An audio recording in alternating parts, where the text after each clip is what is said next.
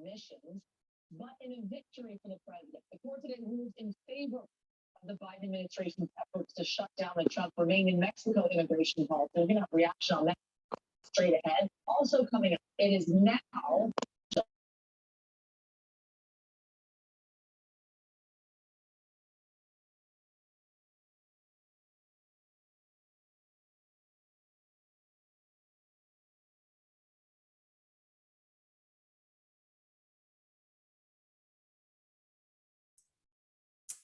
All right, good afternoon, everybody. Welcome to June's Sustainability Chat, featuring Vern Klingbeil from Goats on the Go. I'm Casey Meehan. I'm the Director of Sustainability and Resilience at Western Technical College, and I also serve to help lead the Sustainability Institute, which is its own 501c3 that stands apart from Western, although it's housed at that college. We at the Sustainability Institute, our mission is really to promote a positive vision of sustainability and what a sustainable future looks like in the driftless region, and really to celebrate those efforts that are already underway. So before we get going, I know that participants in this call and in this meeting will be interested in some news, some breaking news around the environment that just came out. So just a couple hours ago, the Supreme Court dropped a ruling on West Virginia versus the Environmental Protection Agency, or the EPA.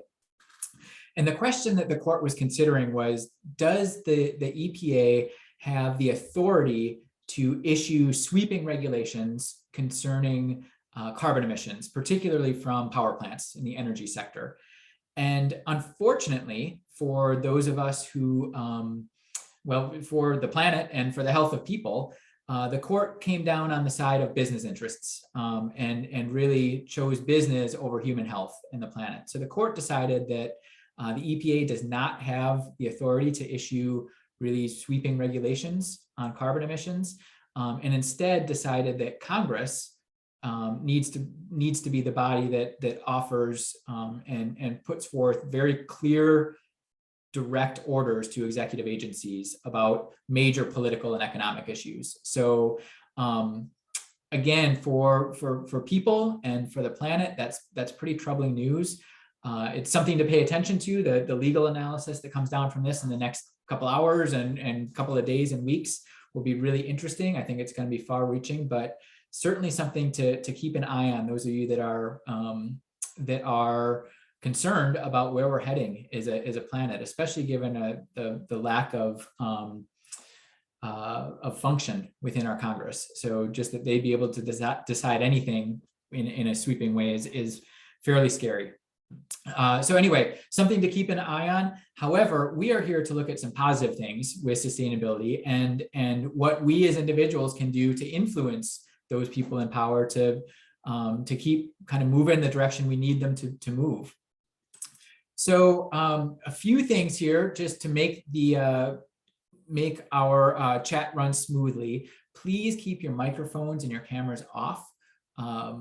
They're just for the sake of the stream and the quality of the stream. So if you could please keep those things off, that would be great. Typical format for our sustainability chats. After about 20 to 30 minutes with of a presentation from our guest, we have time to field questions from you. And so we will be monitoring the chat box. If you've got a question or concern, please type it there. And the way to access that chat box is you click on the little conversation bubble icon. It's located on the toolbar of your Zoom screen. So click on that, a box will pop up and you can ask away. We have a one or two poll questions here for you to take a look at, and please answer. This will help Vern sort of decide where to take this presentation. So have you heard of Goats on the Go? Yes or no? Just take a couple of seconds to answer that. Again, it helps Vern, our guest presenter, sort of figure out where to start here.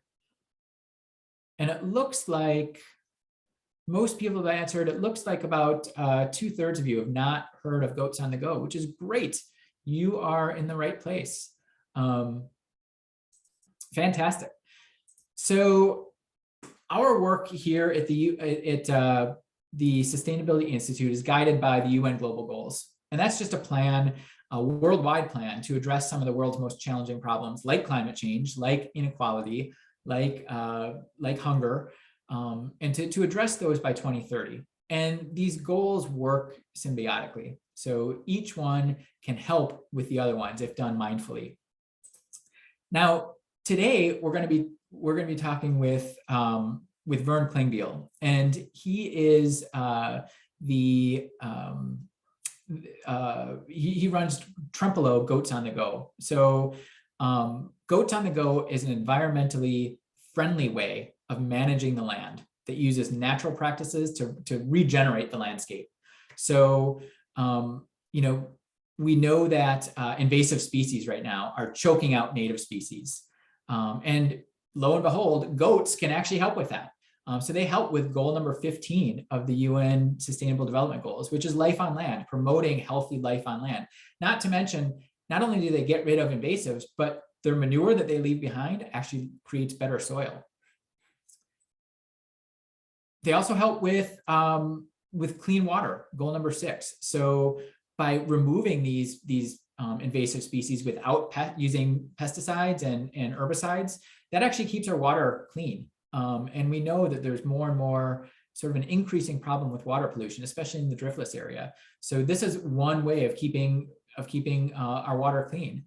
And then finally, talking about climate action, not using, by using goats to essentially mow, we're not using fossil fuels, which is great because lawnmowers actually produce a pretty incredible amount of carbon emissions. They're not very efficient engines. So this is a natural way in a climate friendly way, climate neutral way of taking care of the land.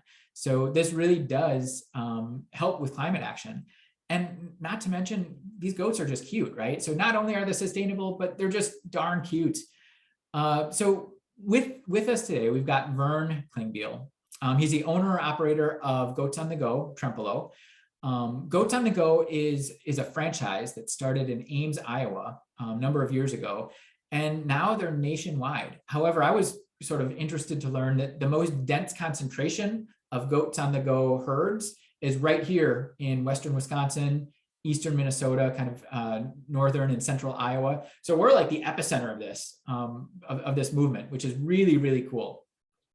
So without further ado, I'm going to turn it over to Vern Klingbeil. And he'll kind of talk us through what exactly Goats on the Go are, how he manages his operation. And again, if you've got questions as we go on here, just type them in that chat box. So Vern, welcome so much. And thank you so much for joining us at the Sustainability Institute. Hi, and thanks for having me. My name is Vern Klingbeil, and together my wife and I own and operate Green Man Acres and Goats on the Go at Trempelo. Green Man Acres is a small livestock operation focused on goats. And we are affiliates of Goats on the Go, and that provides us with a network of herders that we work with and can reach out to. And we all use our goats to clear brush and manage invasive species in a holistic, sustainable, and environmentally friendly manner. All while producing ethically raised, for me, high quality meat products.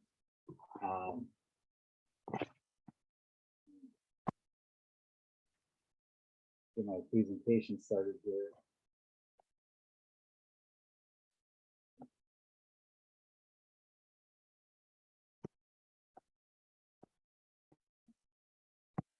Oops. This is where I have that.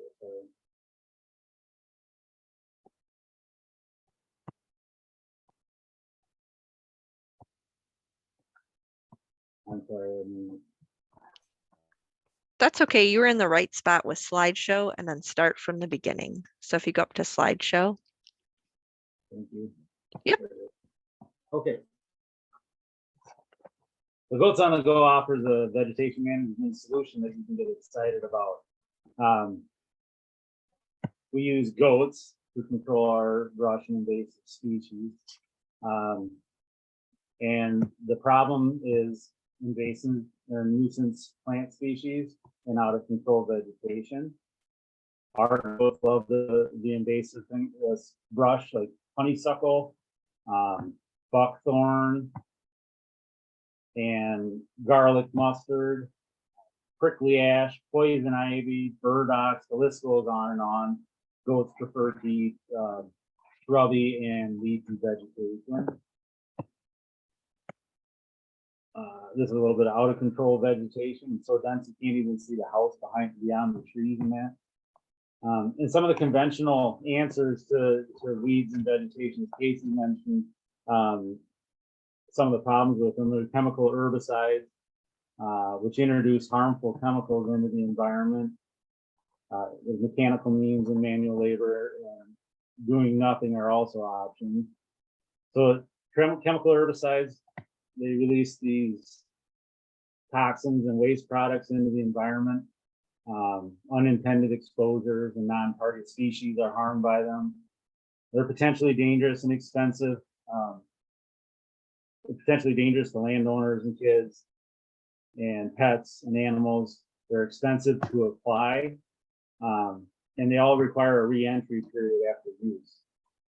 Manual labor, mowing, and weed eating uses a lot of fuel. You get all your machines there to run the machines while you're on the job doing the work.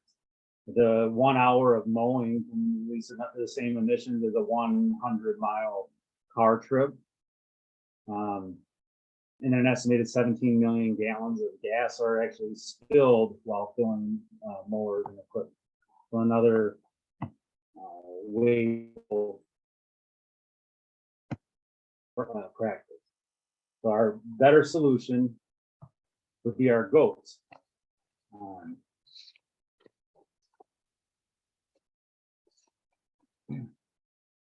Goats are what we consider a better solution. They're cute, they're fun to have around.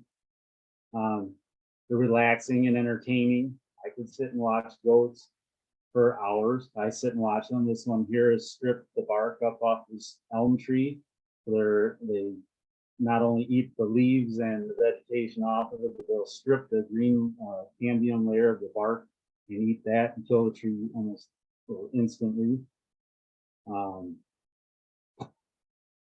Goats are quiet. You don't have to listen to mowers. As long as they've got food, they tend to be pretty quiet animals. They have a low fuel input. All I need is the gas to get them to the site, and then they're out there and they just work. They eat away all the vegetation. Goats stop adding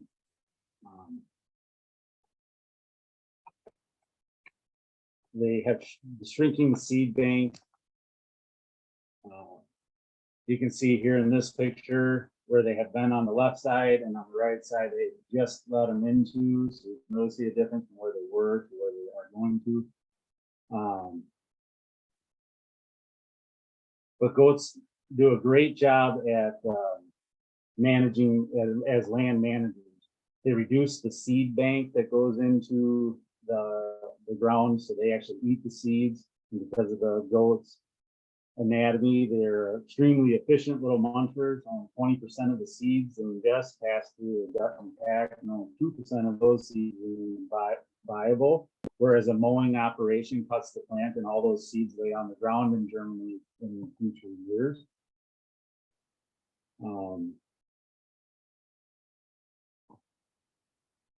Goats, as they work, they leave their manure behind, so they fertilize the soil. Their little hooves aerate the soil as they walk around and create pockets to hold moisture and organic matter to rebuild and revitalize the soils.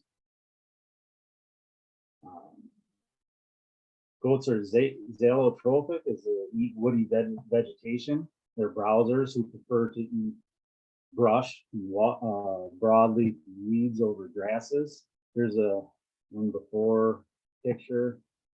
and an after where they've eaten away all that vegetation. And then the enzymes of the gut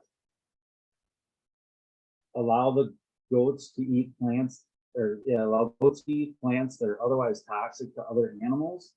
And goats are pretty good at avoiding toxic plants, and they even have the ability to develop resistance against those toxic plants. As they nibble on them over time, their bodies adjust to the toxicity, allowing them to eat even more of that specific plant without problems.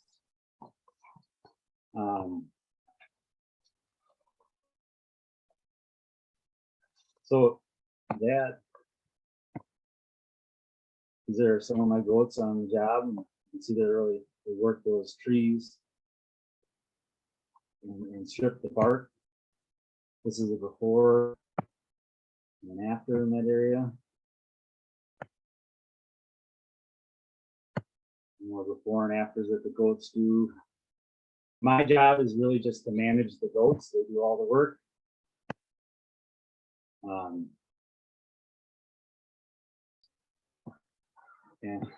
And then I manage them and take them around. Bring them on people's property, and then I set fence, and I just make sure they move them throughout the property. I'm sorry, I got a little flustered there with my screen not working. So that is about what I do in a nutshell. And if you have any questions, I'll be happy to help answer them. Vern, we've got a ton of questions. Yeah. So thank you, first of all, for those pictures. Super helpful, right? To see like those before and afters. Could you just give us a little background? How did you get into this? Well, I have a degree in environmental science and biology. I've had horses and livestock in the past. And then I worked a few years as an electrician, and it's kind of just decided I injured my shoulder and had some time to think that maybe I don't want to be crawling around in attics and whatnot. So I kind of started looking around into how I can get into anything else that would use my education in my environmental science and biology.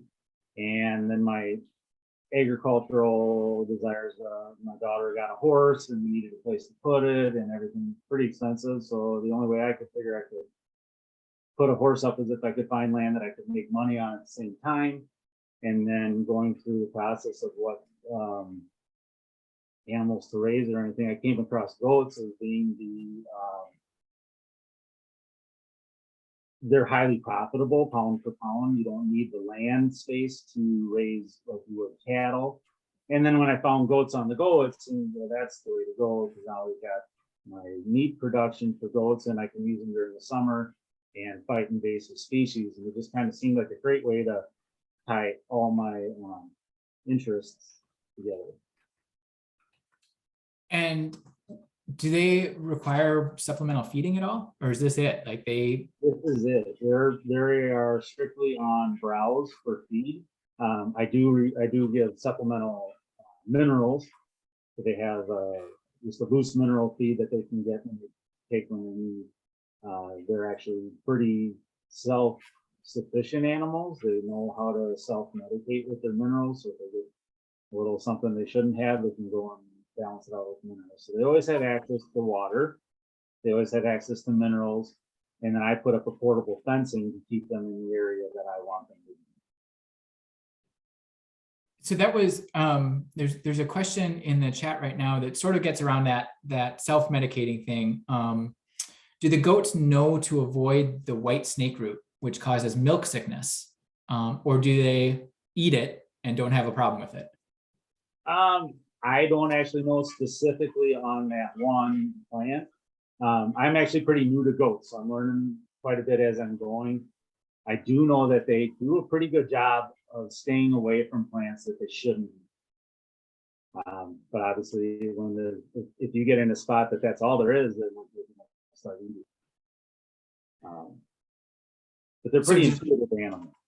Does that include? Do they avoid non-invasive native species, or do they just go through everything? They go through everything.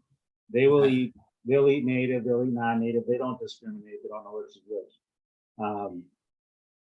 The idea though is if you have a place of a chunk of land or a piece of land that's being encroached upon by invasive species, then your one or two examples of the native species that you want in there will actually flourish when you take out the invasives because they don't have the competition. So they may eat those two examples of your plant, but then the seed bank that's in there has a chance to rebound and grow more natives because more sunlight reaches the ground after grazing.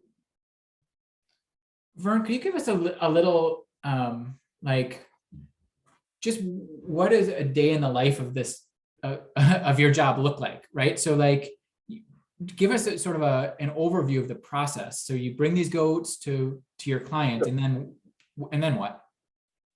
So the way it would work is I'd come out to your property before and we talk about what your goals are for grazing and vegetation management and what you actually want out of it. Then we'll come up with a plan of where you want grazing, and then we'll walk the property and measure out the acreage, and we'll figure that out. And then I will come out before I bring my goats and I'll set up a pen or a paddock.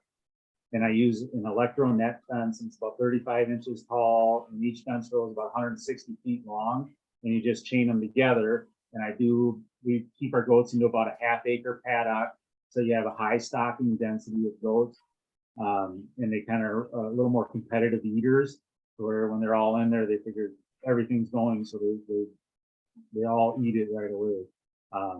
Whereas if you put the same amount of goats in a really large area, they'll go around and just kind of eat the candy of the food instead of going through and getting a complete browse or grazing. And how often do you have to move them? So we'll put about 40 goats. I've got 68 in my crew, but there's actually only like 32 adults and the rest are kids. So they don't quite count the same as a full adult goat. But 40 adult goats in a half an acre would be about 2 to 3 days, 2 to 4 days, depending on the foliage or the density of the vegetation, terrain.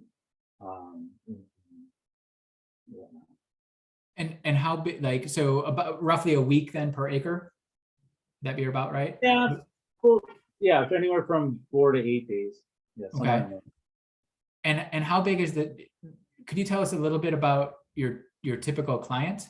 And I know you're just getting into this, but who's asking to have this done, and who would you say is like a really good potential client? So there's a lot of interest, and there's a lot of people who are interested in getting done. Landowners who are environmentally conscious, anywhere from half an acre up to 30 plus, and we can do large acreage. That's part of with the goats on the go. I also have other affiliates that I could call upon if say we have a job that's just too big for my herd. I can call on other grazers in the area who could bring theirs, and we could tackle larger projects that way. Typically, I would say they're probably in the 1 to 15 acres range. And then we check our goats daily. So I'm out there once a day, twice a day, depending on how far they are from my farm. Got it. And so the goats stay overnight? They stay until they're done. Okay, got it. Yeah. What happens if there's like a goat outbreak, right? I mean, like, what happens if they get out of their pen and they're running all around? What do you do? Well, I am on call 24/7. So I would be out there as soon as possible. But typically when goats get out, they go to the next room and they stop and they eat it. So there's not usually, from my experience, a couple times that my goats have gotten out of a fence, they're just on the other side of the fence. So you can, either wrap a new fence around them and give them an extra barrier and then open it up and let them back in. If it's one goat that happens to find its way out accidentally, they usually want to get back in. They're waiting to get back in before anyone even knows they're out.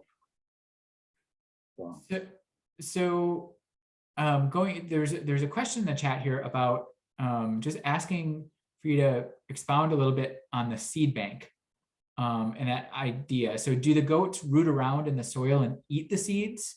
So like, no, particularly like with garlic mustard and They something would like eat that? the seeds that the plants are producing.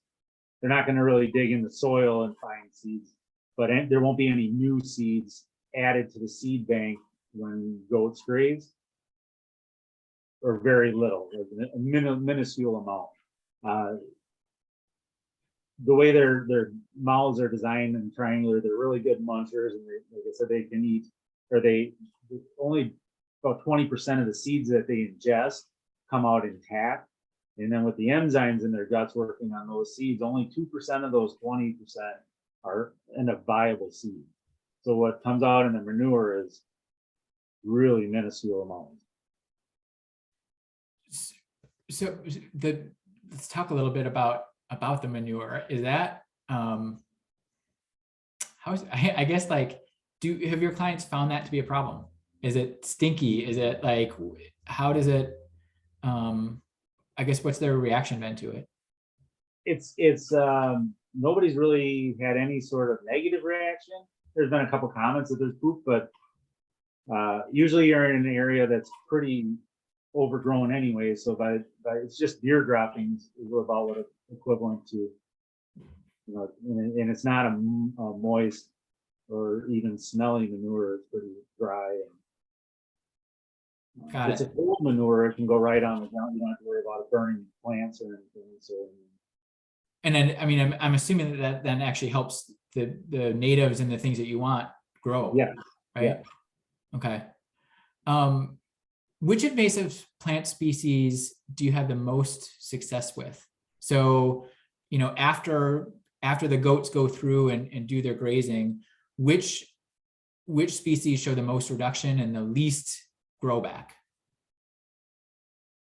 That's a good question. We eat a lot of buckthorn over here. That's kind of their mainstay in their diet. And studies have shown that over 2 years of grazing can reduce your plant density by 50 to 70%. Wow. For those individual stems. And how often do the goats have to come back? That would be like 1 year in the spring and then second year in the spring. That's kind of what that is. And then those are long lasting effects, but obviously there is a seed bank. Animals are still bringing in new seed and everything. So there is the need for repeat grazing. But I think you could back it off the intensity or frequency of the grazing after a couple of years and you really knock it back. Got it. What have been some of the maybe surprises from the clients that you've had? What have they said about this? Like, what surprised them, or what surprised you about using goats to graze? How efficient they are and how it's just so apparent when you see, you know, the before and afters, and even overnight. You know, you figure you put an animal in a patch of woods and it's always going to sleep through the night. Well, you come back in the morning and they've been eating for hours. You know, so they get up throughout the night and they eat. It's just so, because we use such a high density and stocking rate, so we put them in there in a large amount, but they clear out our section really fast. Huh. And so I know that we've got a bunch of different people in this meeting representing a lot of different sectors, right? There's municipalities, and there's private landowners, and there's people representing organizations. Are goats, can anyone on here rent out a herd of goats? I mean, could I do that on my city property here in La Crosse? Yes. La Crosse actually doesn't have any ordinances against it.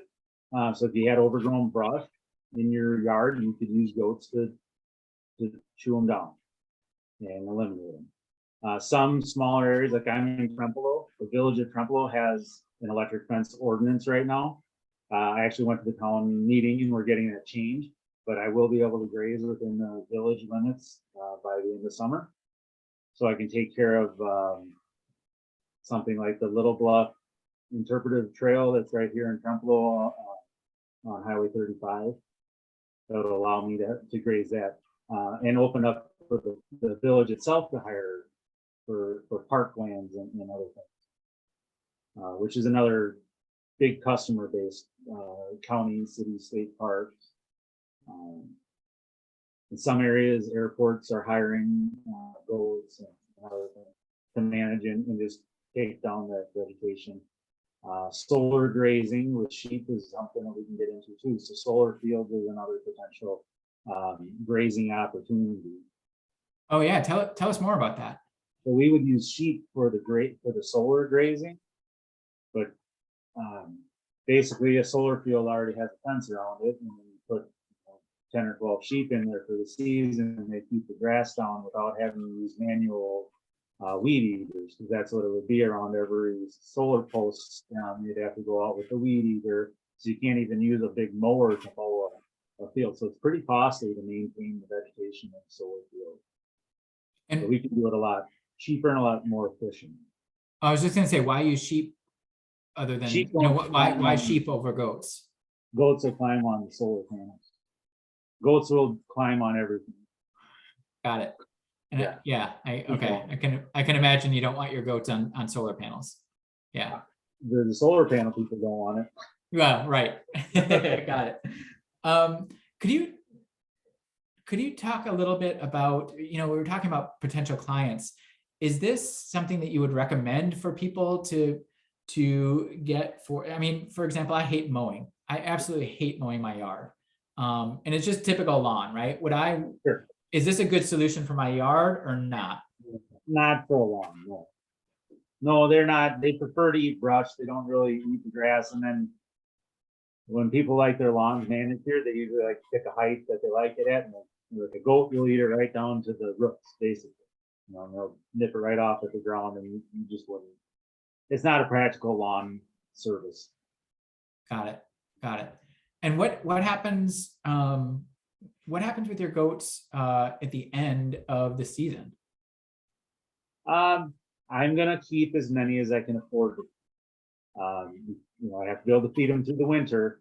The remainder will be meat goats, or sold as pets. We'll sell them. We'll look into other options, but ultimately we are a meat goat operation. Yep. And I would imagine then if they're just eating, vegetation, that's got to be some type of organic certification or something, right? Yeah, I was wondering. I'm trying to figure that out myself. I don't know if it would be an organic, because I couldn't necessarily guarantee that every property they graze on has been organic for the amount of time that would be required. But I could definitely do like a free range or ethically raised meat product. Got it. One final question here that's come across is, I guess, could you explain a little bit about Goats on the Go as an organization? So I know there's different herds around, like, how do you all interact with each other? Is this a competition? Is it? No, we don't compete at all. We have our own territory. So if you were to go on Goats on the Go, and then they have a find a herd on the side tab, and you can pull up a map of the United States, and it has each shaded territory, and we operate within our territory. And then if we can make agreements or work with other herders in the area and other affiliates of Goats on the Go, and we can share territory that way. But mainly it's within our territory, and if there's nobody that serves that territory, then we can talk and work out a deal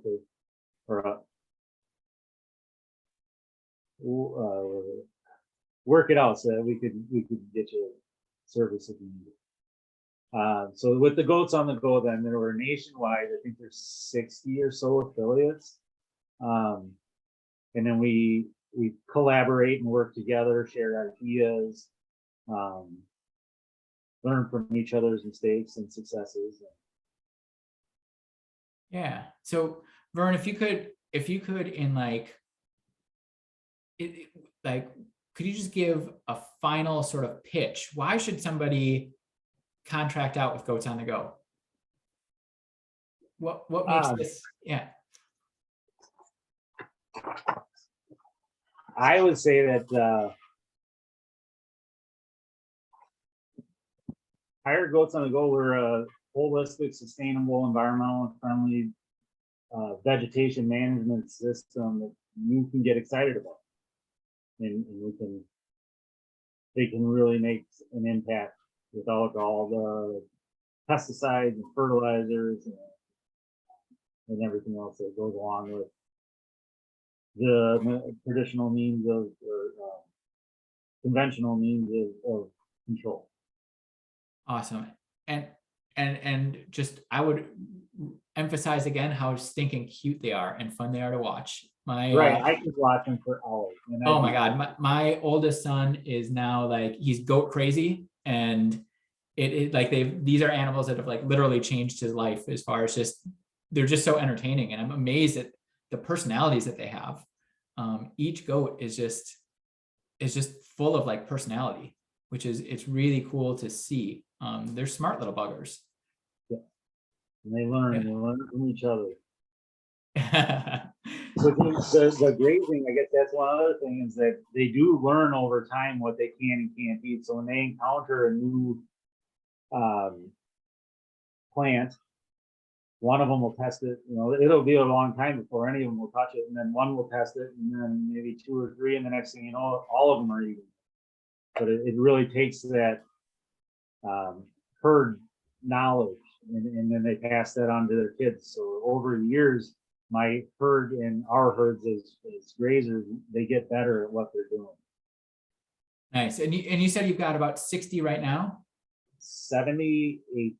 78. And where do you plan to, in the upcoming years, will you maintain about that size of a herd, or are you looking to grow?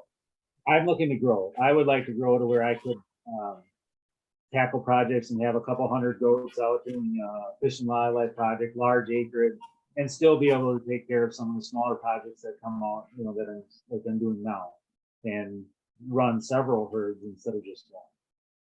Awesome. Well, Vern, thank you so much. And good luck with that. I think it's a great program. Oh, we got one more question coming in. Besides harvesting their meat, are you connected with anyone who uses their milk for cheese?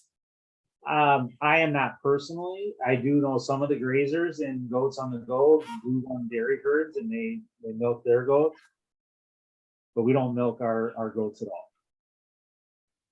Great.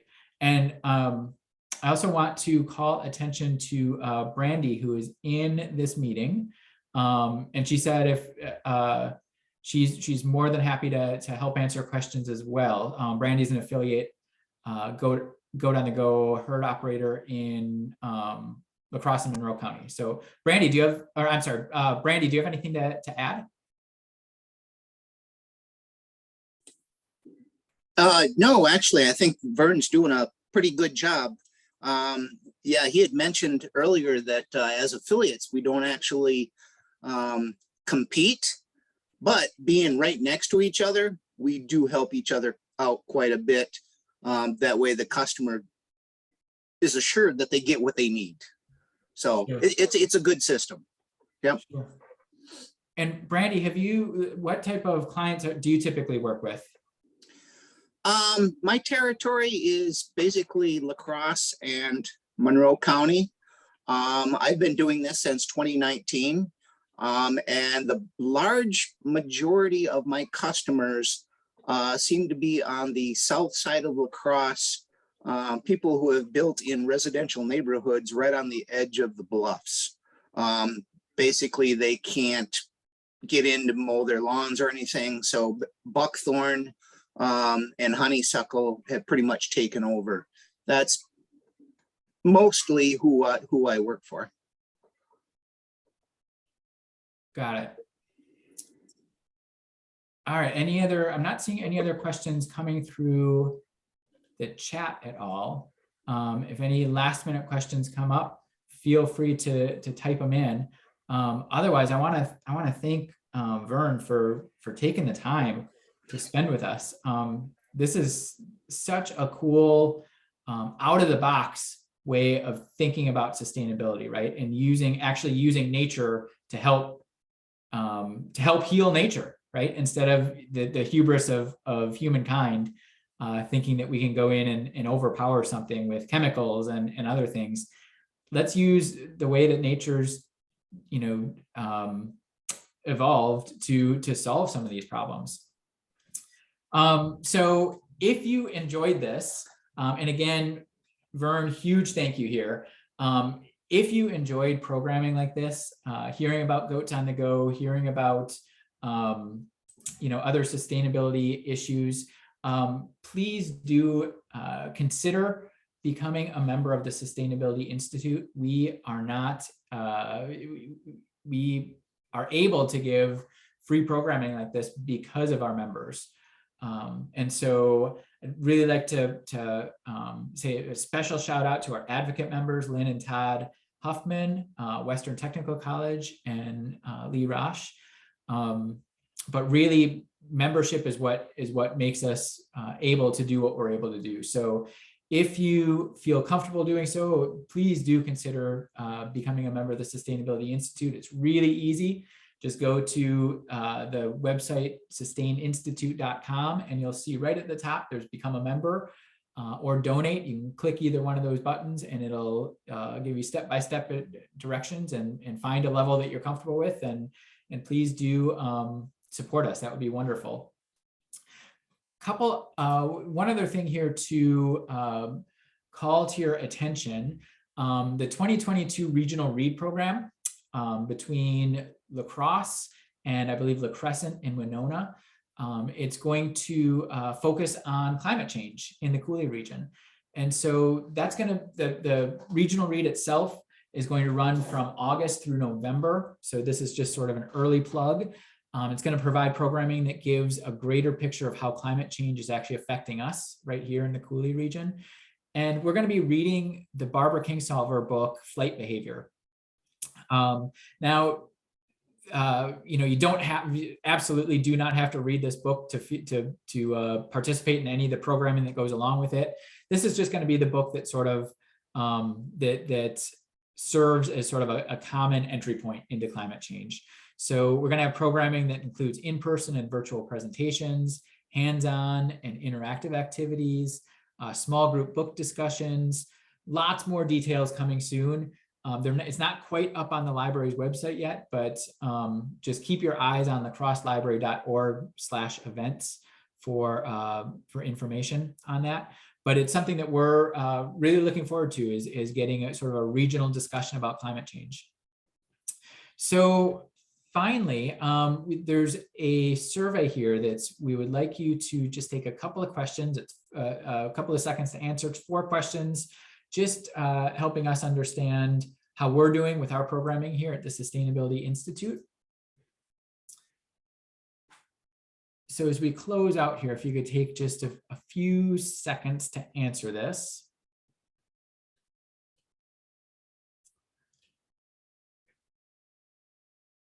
And again, a huge, huge thank you to Vern Klingbeil and Goats on the Go. It's such a great program. And so if you know of landowners, if you know of an organization that could take advantage of this, please reach out to Vern, reach out to Goats on the Go. I know that Carrie Thompson had posted the Goats on the Go webpage or link in the chat. If you need to get that and you can't find it in the chat, let us know. We would be happy to forward on that address.